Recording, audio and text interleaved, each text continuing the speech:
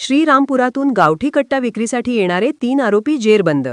मुद्देमाल 7,82,000 रुपयांचा जप्त. अहिल्यानगर पोलीस अधीक्षक मा सोमनाथ घारगे यांच्या आदेशानुसार स्थानिक स्वराज्य निवडणुकांच्या पार्श्वभूमीवर अवैध अग्निशस्त्रांवर कारवाई मोहीम राबविण्यात आली. त्यानुसार स्थानिक गुन्हे शाखेचे पोनी किरणकुमार कबाडी यांच्या मार्गदर्शनाखाली विशेष पथक तयार करण्यात आले.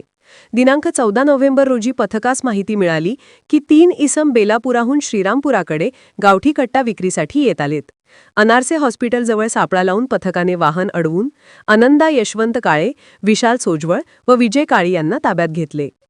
झडतीत 35,000 रुपये किमतीचा गावठी कट्टा, 4 जिवंत काडतुसे, 7 लाखांची होंडा सिटी कार म्हणजेच MH03 CS 9666, तसेच 45,000 रुपये किमतीचे 3 मोबाईल असा एकूण 7,82,000 रुपये किमतीचा मुद्देमाल जप्त करण्यात आला.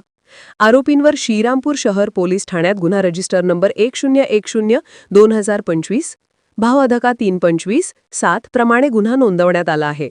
मुख्य आरोपी आनंदा काळे हा रेकॉर्डवरील गुन्हेगार असून विविध गंभीर गुन्ह्यांमध्ये पूर्वी अनेकदा अटक झाल्याचे उघड झाले आहे.